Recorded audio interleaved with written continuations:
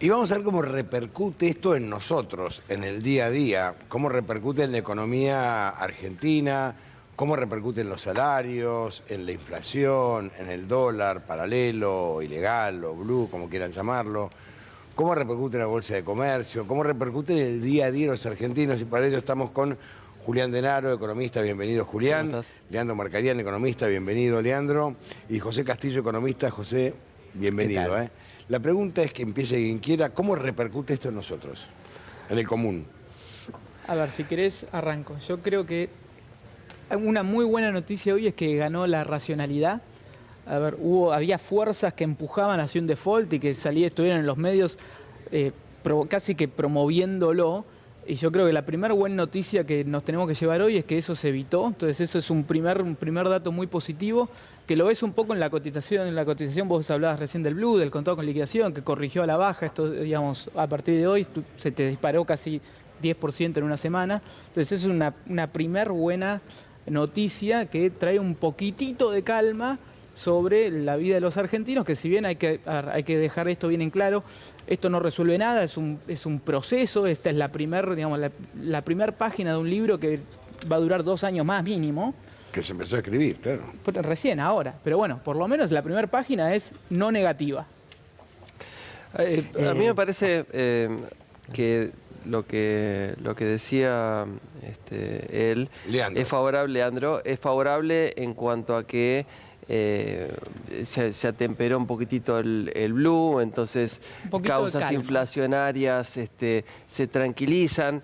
De todos modos, la situación de que Argentina tenga que utilizar presupuesto nuestro para arreglar una deuda que fue ilegal, ilegítima y, como dice Claudio Lozano, muy floja de papeles, no es nunca una buena noticia. Ojo con Lozano, sí, que es uno de los que está promoviendo el default. O sea, Lozano al banco de suplentes, tarjeta roja. O sea, tendrían que echarlo ya. Ya lo dijimos eso, déjame continuar. Ahora, lo que sí también puede leerse favorablemente es lo que explicaron el presidente Alberto Fernández y el ministro de Economía Martín Guzmán, de que no va a haber una exigencia en cuanto a recortar gasto público, impedir inversión para industrialización, para desarrollo y para recuperación.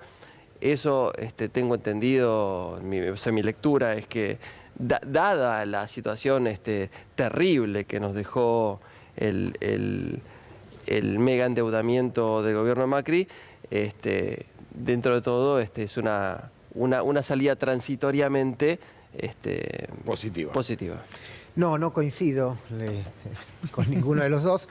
Yo creo que el acuerdo es malo, muy malo para el pueblo trabajador. En realidad, como todos los acuerdos con el Fondo Monetario Internacional, lo marca la historia, va a implicar un ajuste muy fuerte, independientemente de lo que se ha adjetivado hoy a la mañana. Bueno, no va a bajar el gasto. Ahora, objetivamente, cuando uno mira los requerimientos de ajuste para 2022, para este año, ya para este año, el año que viene, el 2024, implica un ajuste muy fuerte, muy fuerte, y además vamos a tener un monitoreo del Fondo Monetario Internacional cada 3 meses, que va a venir cada 3 meses a decir qué se puede hacer, qué no se puede hacer, y cada 3 meses vamos a tener la amenaza de que si no se hace lo que dice el Fondo Monetario, se cae el acuerdo, ¿no? Yo preguntaba cómo repercute en el día a día, en la vida cotidiana. Yo creo que ahí está el punto. Hoy hemos visto cómo, por ejemplo, bajaba la espuma de los mercados. No nos tenemos que equivocar. Acá hubo una maniobra especulativa en los días anteriores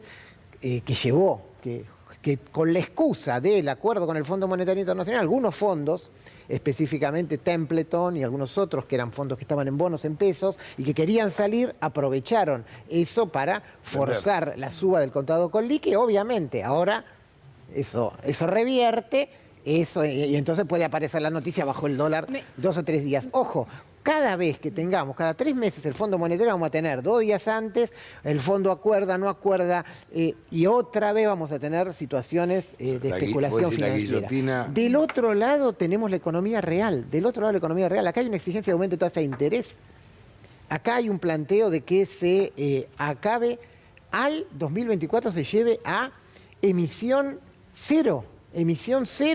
Esto implica entonces endeudamiento en pesos. Endeudamiento en pesos con una mayor tasa de interés. O bajar el gasto. Financiación del o bajar el gasto. La financiación implica bajar entonces. Yo entiendo tu punto, pero todos, hay que ver también que, a ver, hacer las cosas que vienen haciendo hasta ahora es lo que nos trajo esta situación de pobreza al 50, inflación al 50, o sea, un país destruido.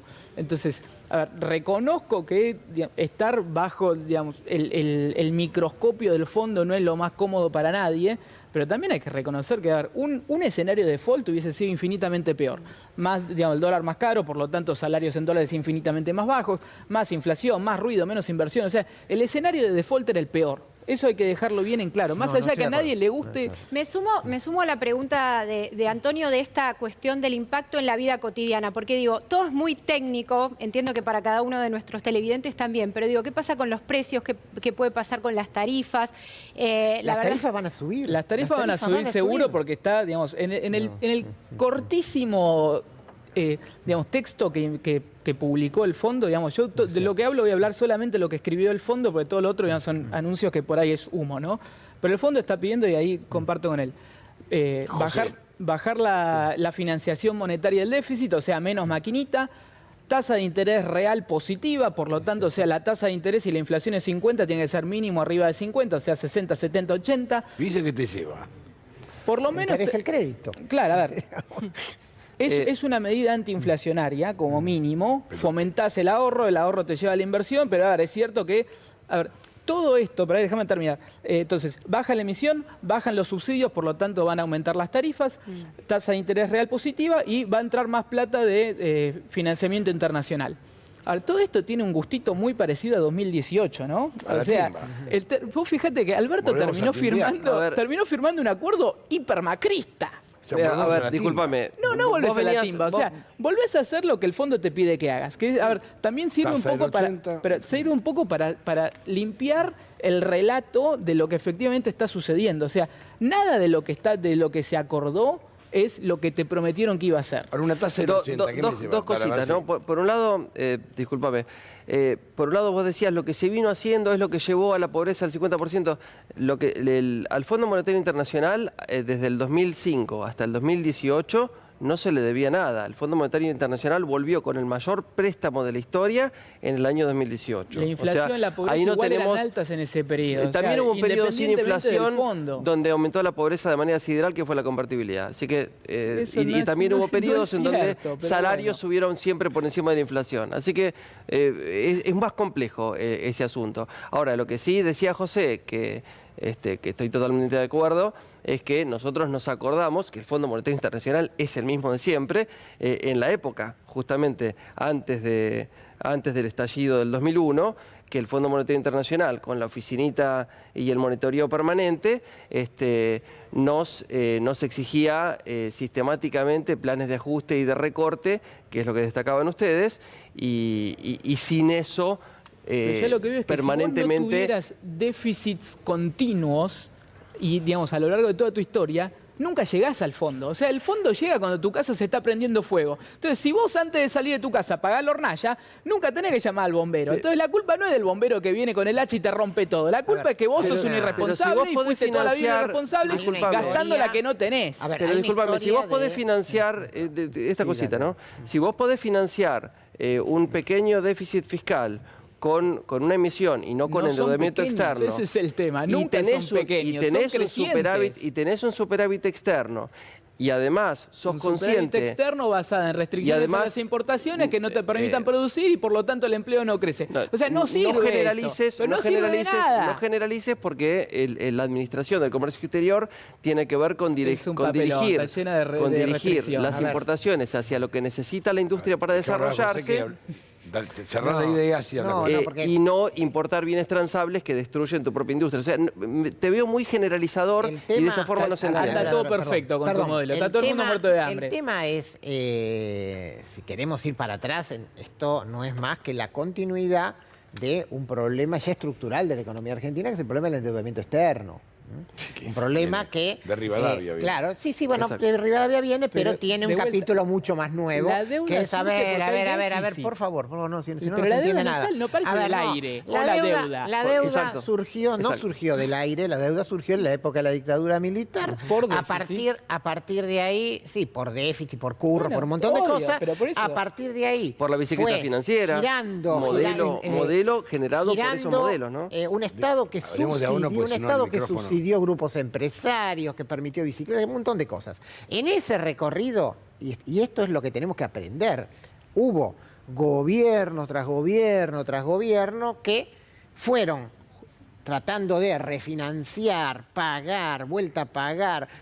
A ver, en la historia argentina hay montones de acuerdos con el Fondo Monetario Internacional. Esta historia está repetida. Hay una causa que la tiene Ballesteros. Sí, bueno, está la causa de Ballesteros del año 2000. Entonces, Cantidad. llegamos a esta historia. Lo concreto es, ahora, ¿qué pasa? Yo lo que digo es, para no ir a hacer la historia para atrás, porque sería otro debate, lo concreto es que sí, yo creo que este acuerdo tiene consecuencias muy graves para la economía real, lo que vos preguntabas, para el pueblo trabajador. Después de la brutal caída del año de pandemia, tuvimos por rebote, después podemos discutir si es solo rebote, un poquito por acá, un poquito por allá, pero hubo un crecimiento económico el año pasado y ahora el riesgo muy, muy serio es que eso se aborte este año. Claramente, ¿no? O sea, ¿por qué? Porque el ajuste va a implicar que suban las tarifas, los salarios no se van a recomponer, las jubilaciones no se van a recomponer. Y ahí es donde, pues, digo, yendo a los números concretos, porque después sí, hoy a la igual- mañana se dijo, bueno, sí hay numeritos, Ojo que pero se puede pero digo, mantener la obra pública, se puede mantener. Eso, Bueno, pero yo no sé cómo se va a mantener todo eso. Supuestamente la palabra ajuste, fíjate que tratan de no usarla. Ellos te dicen de que ajuste no va a haber. Usan sendero fiscal. dicen, pero ese la verdad es ajuste. Pero sí, o sea, el gasto necesariamente... A ver, yo lo que veo también de Mi esto es, diferencia, perdón, mi Bien. diferencia con él es muy clara. A ver. Aparte del cabello.